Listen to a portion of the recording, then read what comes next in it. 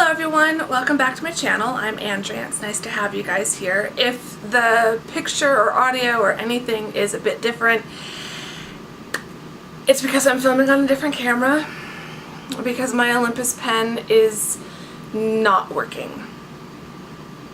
I'm really not happy about it either. You'll hear more about that in the weekly vlog that will go up tomorrow, because it died in the middle of last week when I was filming the weekly vlog. I'm hoping it can be fixed, but I know it's going to take a while to kind of get everything sorted out, especially if I end up having to send it into Olympus to get it fixed with the warranty. I'm so busy with writing my dissertation. I don't have the time to just drop everything and fix it, so I'm going to have to deal with it in stages. So in the meantime, my sit-down videos, I'm back to using the Canon Rebel T3i, and vlogs are going to be on my iPhone. I'm still trying to decide how I'm going to move forward on the vlogs. You can take a look at the vlog that goes up tomorrow, and the first half of the week is on the pen, the second half of the week is on the iPhone. You guys can give me your feedback and let me know what you think of the difference, and if you even want me to continue using the iPhone. But yeah, so that's what's going on. So if I'm distracted, the viewfinders are in different places. It's on the side of the camera as opposed to below, and it's also, I've got it tethered to my old laptop. So I have to look in different places to make sure that it's still going. So yeah, if I'm a little thrown off, that's why. But today I wanted to finally talk about how I prepared for my comp exam. I feel like I've got enough distance from it now. I can talk about it without feeling totally triggered and traumatized. But I also wanted to talk about it before I kind of forget some of the steps that I went through. And I know that I've got a lot more people following me on here, on Instagram, on my blog, who are PhD students who are getting ready for their comp exam. So I thought this might be of some help. If you have any questions that I don't address, please put them in the comments below. I'm planning on writing a corresponding blog post to this within the next few weeks. It will have some of the same advice and information, but it will also have more kind of coherent additions as opposed to my just kind of somewhat incoherent ramblings. So I've broken it down. I do have a slight framework. I've got some notes in my bullet journal. I do have a slight framework of, and there goes the air conditioning. A little bit quieter. I can't remember how well this camera picks up the noise of the air conditioning. I hope I don't have to refilm this. So I've got this broken down into a few different steps. I've got how I studied, but also what I did that wasn't really study related but was more prep related, and then also stuff that I brought with me. So in terms of advice for the actual studying part, there were a few things that I did that I found to be really helpful, and I feel like they worked, because by the time I got into the exam, I kind of knew what I was doing. Those who remember my vlogs at the time, there was a bit of a panic because I misread the question, one of the questions, but that was my error. That had nothing to do with my prep process. So I feel pretty strongly that my prep process worked pretty well. So how I studied, I started early. I always advise starting early. Your comp exam and your list of sources is not something, you can't cram for a comp exam in the week or the few nights beforehand.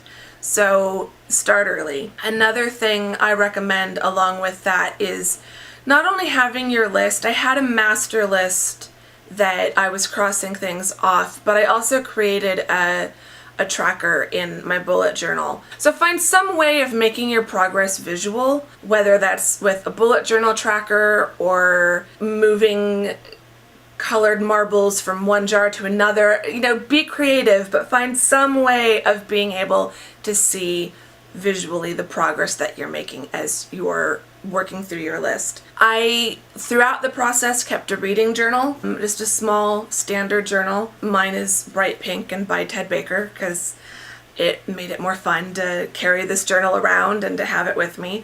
I have mine broken up. I'm not sure if this camera doesn't have autofocus like my old one does, but I have different segments. So I had it broken up with little notes by the scholarly field, because I was bringing together, for the comp exam, it's changed from my dissertation, but for the comp exam I was reading fashion theory, material culture, and memory studies. So each section, each theory has its own section in the journal. So all my fashion scholars are all together, all my material culture scholars are all together, and all my memory studies are all together. Each source, really, some of them when I was first starting I was writing way more notes, but towards the end it was really kind of a page per source.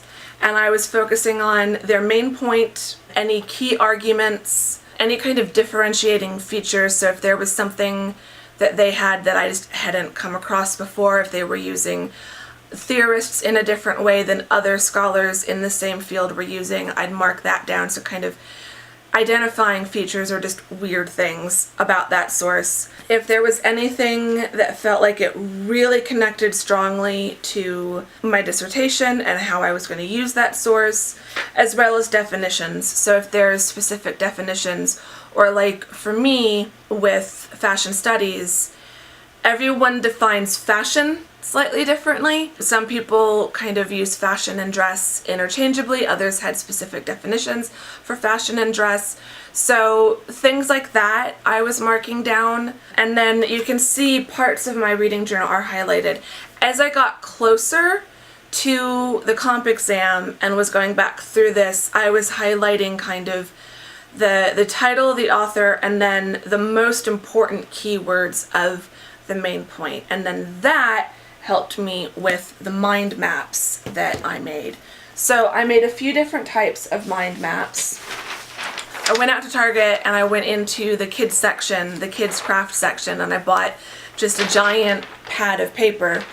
And so on one map, it's just common ideas between all three theories or all three fields, so fashion, material culture, and memory studies. And then what is common, so what do they, so like they all talk about identity, they all talk about communicative properties, they all talk, because I'm looking primarily at these things from a rhetorical perspective, the sources that I was looking at, they all kind of get at rhetoric even if they don't call it that. And then I also put down, so like, I don't know if you'll be able to see this, but like next to commodity in fashion, all the fashion scholars that talk about fashion as commodity. And then the next column, all the material culture people that talk about material culture and commodity. So it let me see the connections between the themes and the scholars, and even though scholars are from different fields, they're talking about the same thing. A big part of the comprehensive exam is being able to take all these sources that you're reading and put them in conversation together. And to do that, you need to know where there are similarities, where there are differences, where there's overlap, and where people are just completely approaching something from a different perspective. And then I kind of did the same thing within each field. So I had a piece of paper for each of my three fields, and then broke it up into specific themes that are common within the field. So there's some similarities between these maps and the first map, but then there are some things that are common only within a field and aren't common across the three, so I'd put it on the respective map for that. So this really helped me start bringing together the sources from the notes in the reading journal and putting it all together. And so that's where highlighting things and important points in the reading journal was really helpful, because I could highlight, oh, they're talking about identity, oh, they're talking about commodity, oh, they're talking about remembering and forgetting, and I could start to see some of those common themes popping up off the page for me. And then another reason why I did the kind of highlight in there was I then created maps. These have now kind of changed a bit as I've been working on my dissertation.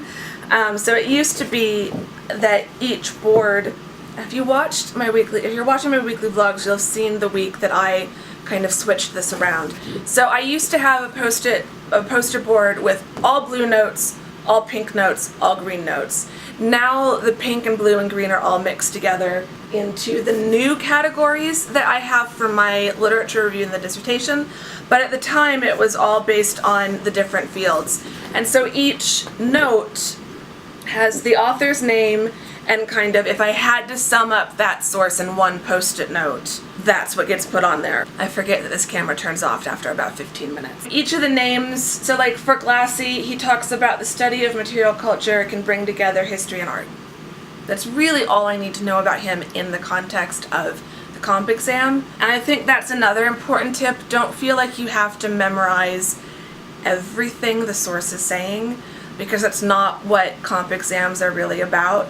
The thing that I liked about this method, as you can now see, is because the Post-it notes can be moved around, I can now make each poster board represent something different, and I can move the Post-it notes around. So now I've got them set up. I think this board is helping me look at fashion as, like, dress as object, and then I've got dress as object, agency and dress as identity, something like that. My lit review is still kind of a disaster, but the Post-it notes have really helped to kind of be able to reorganize my thoughts and my ideas and see how the scholars are still working together. So the mind maps are really good. And then the last thing that helped with the prep was my little bibliography test. So I found out that we were allowed to bring in a copy of our bibliography and our rationale. So it's not a lot of data, but just having the list meant that I didn't have to memorize author names with their book titles and with the year that it was published. I'd have all that information. So what I did was, in Word, I created a new copy of my bibliography, and I put spaces between each entry.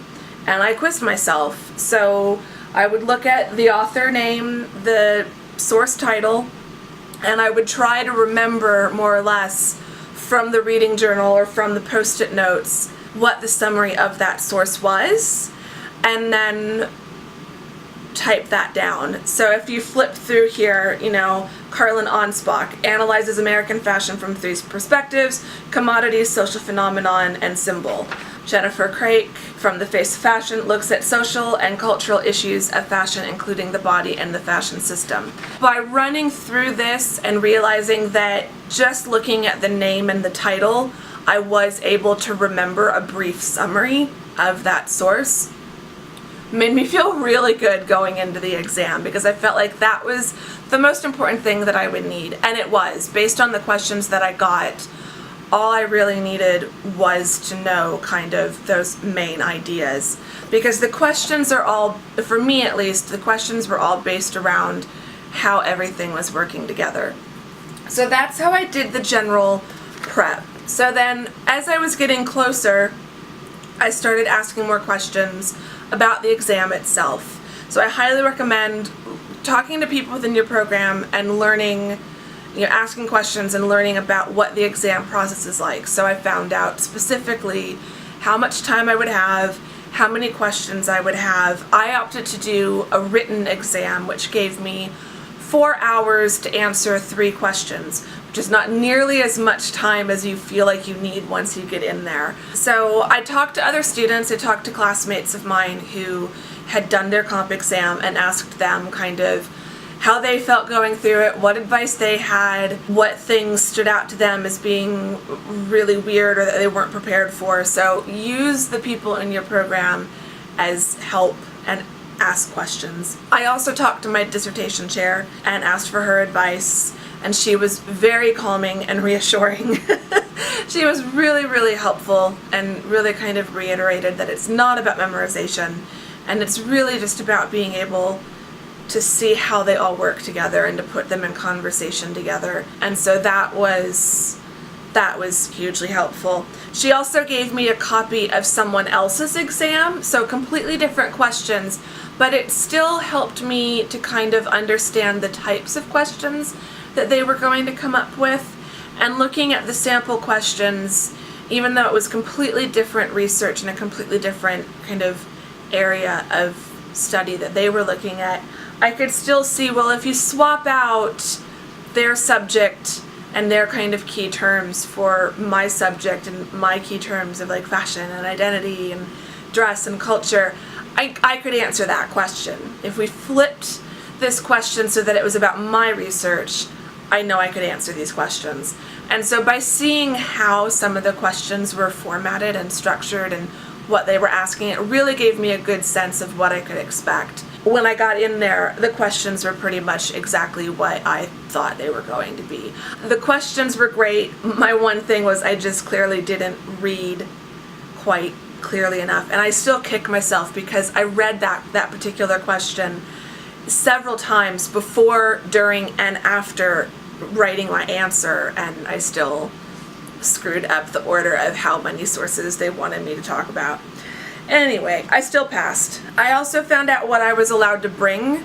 So, I wasn't sure if I was going to be given a computer and would only be able to bring like a bottle of water, but it turns out I was able to bring quite a lot. So I was allowed to bring in a copy of the bibliography, no additional notes, but again, the bib was really all I needed. And I could also bring in any food, any drink, not alcohol, unfortunately, but anything was really allowed, and I was going to have the whole room to myself. And yeah, it ended up feeling, and I got lucky. I had a choice between a classroom on the first floor or the faculty reading room on the third floor, and so I chose the faculty reading room because I'm not going to be able to defend my dissertation in that room like everyone else has. So I thought it'll be kind of nice to be able to say I at least took my comp exam in there. But it meant I had both a desk and I had couches, so I could be super comfortable. And so I kind of moved around. And I would say even if you are taking your exam in a classroom with all desks, maybe move around a bit. One desk where you kind of just have your notes and sit down and jot some things out or read through the questions, and another desk where you type. It really helped, especially in between answering each questions, to get up, walk around the room. You will be tempted to sit there and just write for 4 hours straight or however long you have, but it's really important that you get up and walk, that you drink, that you go to the bathroom at least once in the middle of all of this, and yeah, just take care of yourself. So I also wanted to go over what I brought with me. I brought my little good luck charm, my little squirrel. So he was sitting right beside my computer. So I'd say if you're superstitious or just have anything like this, I take him with me when I travel, so I'm always holding him during takeoff and landing. So this little guy, he means something to me and he's special, so it felt right to have him with me beside my computer. I brought some kind of motivational postcards that I had, and so I had those kind of laid out. I brought some lip balm. I brought my Caudalie face spray just to kind of keep me refreshed.